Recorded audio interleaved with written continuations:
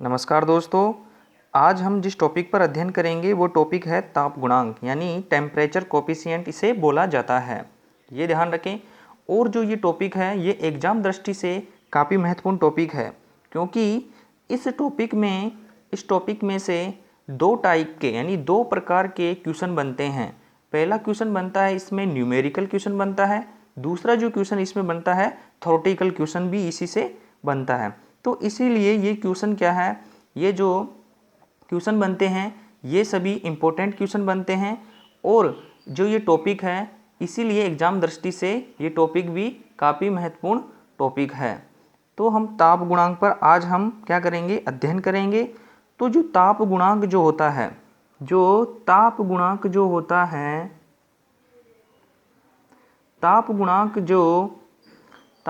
जो शब्द होता है ये क्या करता है, ये दो गुणों पर निर्भर करता है। किस किस पर निर्भर करता है? एक करता है इसके प्रतिरोध के गुण पर और साथ ही में तापमान पर। किस पर निर्भर करता है? प्रतिरोध और तापमान, यानी प्रतिरोध और तापमान पर क्या करता है, निर्भर करता है। कौन करता है? ये किससे संबंध रखता है? प्रतिरोध और तापमान से ताप गुणांक क्या रखता है, संबंध रखता है और इसी पर ये निर्भर रहता है। तो ये ध्यान रखें। अब देखिए ताप गुणांक होता क्या है।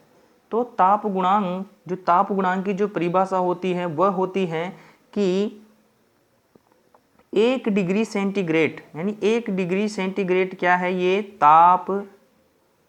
तापमान, यानी 1 डिग्री सेंटीग्रेड तापमान कोई चालक है या कोई कुचालक है या कोई अर्धचालक है।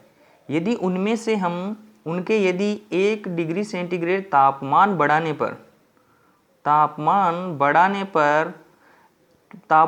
पर क्या होगा, उनके प्रतिरोध में परिवर्तन होगा। तापमान बढ़ाने पर प्रतिरोध में परिवर्तन।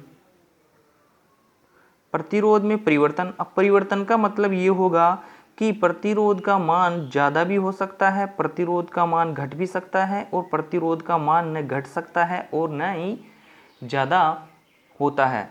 तो ये ध्यान रखिए, इस पर निर्भर करता है। यानी प्रति डिग्री सेंटीग्रेड तापमान बढ़ाने पर प्रतिरोध में जो परिवर्तन होगा वही क्या कहलाता है, वह ताप गुणांक कहलाता है। क्या कहलाएगा? ताप गुणांक कहलाता है। अब इसे और आसानी से हम समझ सकते हैं। तो इसमें क्या होता है, जैसे कोई प्रतिरोध है, माना ये R ओम का कोई प्रतिरोध है, ये कोई वायर है, इसका प्रतिरोध क्या है, R ओम का इसमें प्रतिरोध है। तो जो ताप गुणांक होता है वह तापमान और प्रतिरोध के संबंध को दर्शाता है। तो देखिए फर्स्ट जो इसमें क्या है कि पहली बात क्या है कि यदि कोई क्या है, प्रतिरोध है उसका टेम्परेचर क्या है, T1 है। क्या है? तापमान, उसका तापमान क्या है, T1 है। और प्रतिरोध क्या है उसका, T1 तापमान पर प्रतिरोध क्या है, T1 तापमान पर प्रतिरोध उसका है R0। और दूसरी बात क्या है, यदि उसका तापमान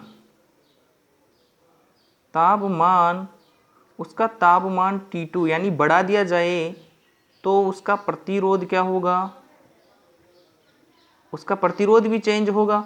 वो चेंज प्रतिरोध क्या है, R1 मान लेते हैं।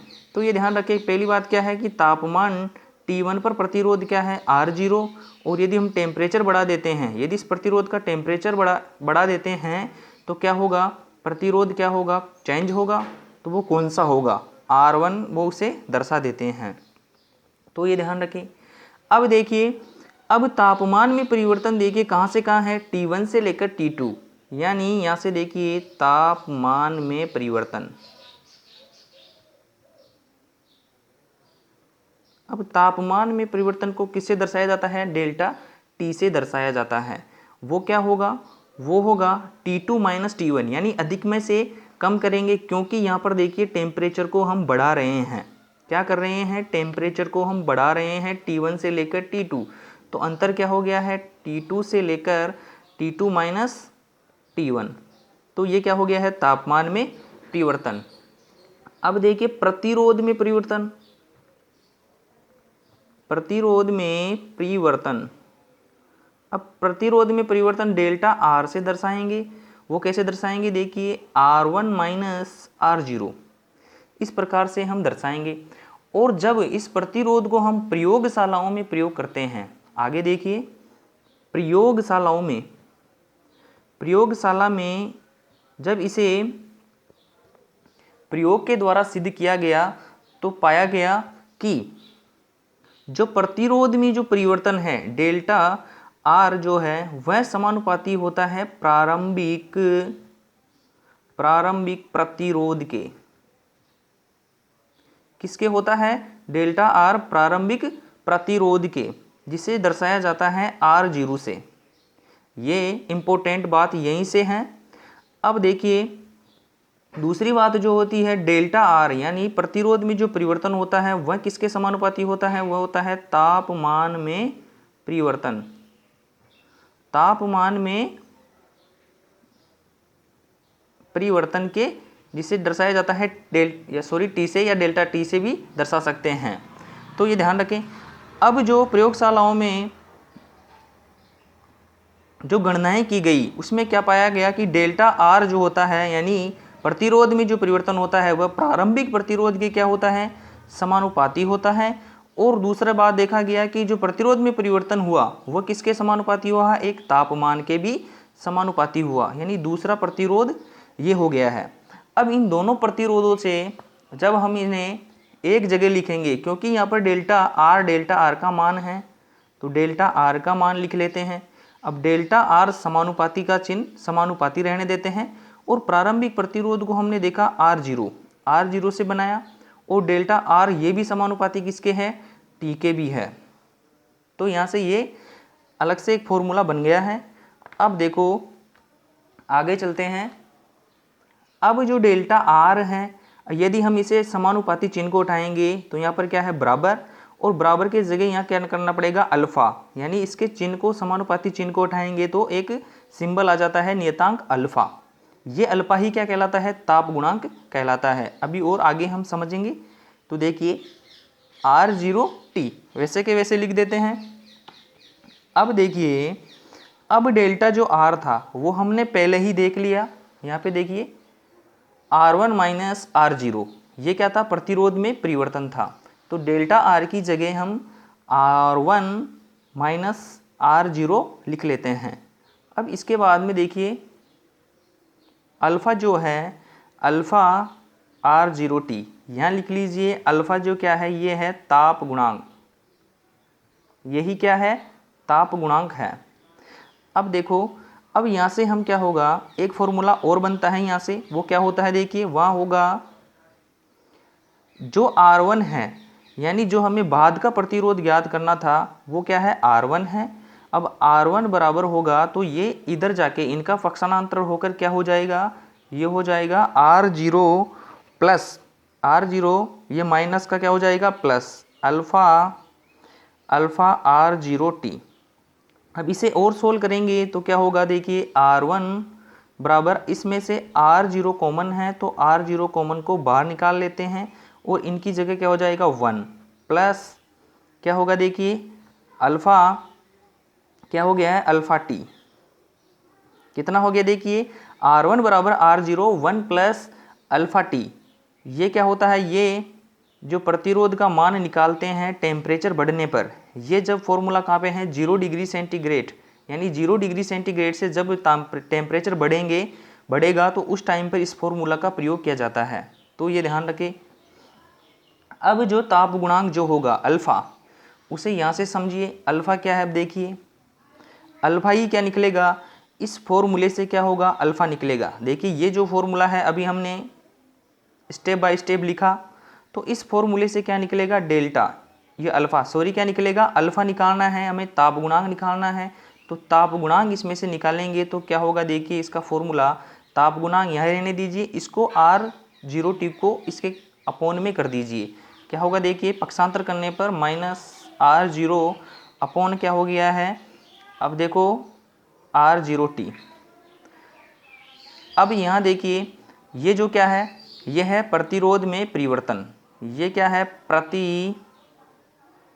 प्रतिरोध में, ये है प्रतिरोध में परिवर्तन। और ये क्या है, प्रारंभिक प्रतिरोध, प्रारंभिक प्रतिरोध। और ये क्या है, ये है तापमान में परिवर्तन। ये ध्यान रखें। अच्छे क्वेश्चन यहाँ से थ्योरेटिकल क्वेश्चन भी बनते हैं। यहाँ पे सूत्र फॉर्मूले को पूछ लिया जाता है।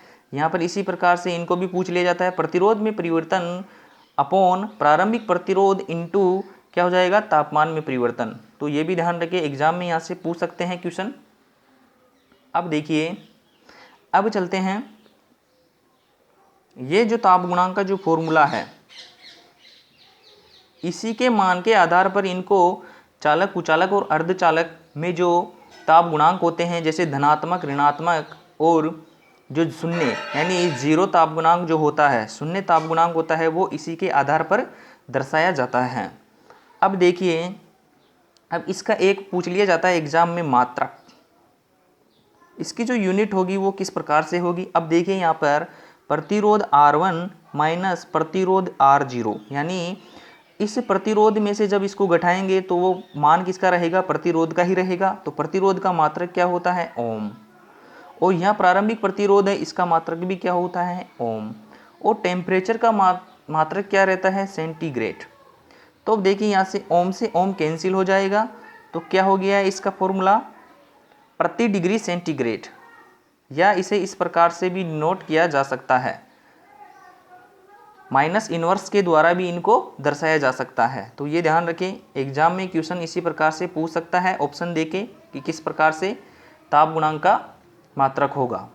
तो ये ध्यान रखें। अब देखिए, अब जो ताप गुणांक होते हैं, ताप गुणांक यहाँ से समझिए, एक होता है धनात्मक ताप गुणांक। तो यहाँ इसकी सारणी बना लीजिए, यहाँ से समझिए, धनात्मक ताप गुणांक, एक हो गया धनात्मक ताप गुणांक, एक होता है ऋणात्मक ताप गुणांक, ऋणात्मक ताप गुणांक, एक होता है शून्य ताप गुणांक। क्या होता है, शून्य ताप गुणांक। अब धनात्मक जो ताप गुणांक होता है, इसे V माइनस और इसे 0। अब देखिए